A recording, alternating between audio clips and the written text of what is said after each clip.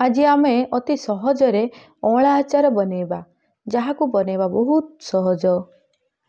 याकू मध्य आपण बहुत दिन पर्यंत स्टोर करिकिना रखिपारे। आउ एथिरे कौनसी यार साइड इफेक्ट नहीं, खाइले आपन को बहुत बढ़िया हबो। आ विटामिन मध्य एथिरे बहुत भरपूर हेकिना अछि। अँला आम शरीर पई बहुत लाभदायक, गुड़ मध्य बहुत लाभदायक। तेणु एही आचार खाइ बनैकी निश्चित थरे खाआंतु।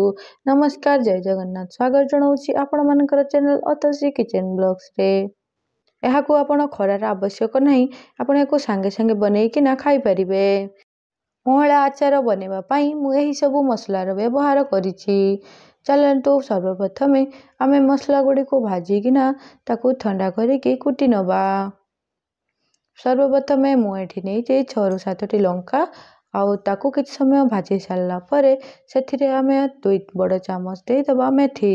मेथी को भलो भाबरे भाजी सारला परे सेथिरे आमे दे दबा आउ 2 चामच कला जीरा। कला जीरा को भाजी सारला परे सेथिरे आमे किछि पान मधुरी आउ जीरा को देई आउ किछि समय मध्य भाजी नबा।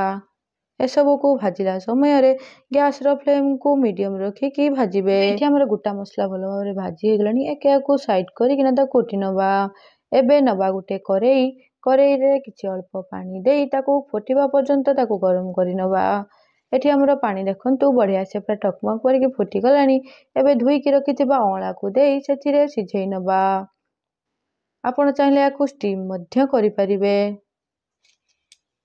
अँला को सिझेबा समय रे सेथिरे आमे गुटे चामच लूण देइकिना ताकू सिझेई नबा आउ ताकू 10 मिनिट पर्यंत सिझेई नबा। देखंतु एठी हमर अँला पूरा बढ़िया से सिझी गलानी। एबे याकू आमे गैस रो फ्लेम को ऑफ करिकी ताकू आमे बाहर करि नबा। अँला रे ही पानी को आपण न फिंगिकी जूस भाबरे मध्य व्यवहार करि परिबे। देखंतु एठी हमर अँला पूरा बढ़िया से ठंडा हे गलानी। एबे याकू मु एई शेप रे काटि नउछि। आपण चाहिले याकू 2 खंड करिकी मध्य रखि परिबे। एई भली भाबरे आमे सबु तक अँला को काटि नबा। देखंतु मु एठी सबु तक अँला को एई भली भाबरे काटि नेछि। एबे नबा गुटे करेई को भलो भाबरे गरम करि नबा आउ सेथिरे आमे 100 ग्राम पाखा पाखी दे दबा मस्टर्ड ऑयल बा सोरिष तेल। एबे सेथिरे 5 फुटण पकेइकिना ताकू भलो भाबरे टकमक करिकिना फुटेइ नबा आउ सेथिरे दे दबा 3टी सुखिला लंका आउ गुटे चामच हेंगो दबा द्वारा हमर आचार टेस्ट बहुत बढ़िया आसी थाए। एबे आमे काटिकी रखिथिबा अँला को सेथिरे दे दबा आउ ताकू गुळेई नबा। अँला को तेल रे भलो भाबरे मिसेई सारला परे सेथिरे आउ किछि बेसिक मसला पकेई नबा। एबे सेथिरे दे दबा गुटे चामच हळदी गुंड, गुटे चामच दे दबा काश्मीरी लंका गुंड। या राग न थाए, आमे लंका जेहेतु कुटिचे बेसी राग करिबानी नहेले खाइ परिबा नै। तो याकू आमे कलर पई आमे आवश्यक करिछु। तो एसबु को आमे भलो भाबरे मिसेई नबा। अँला को भलो भाबरे मिसेई सारला परे सेथिरे आमे दे दबा आधा किलो गुड़।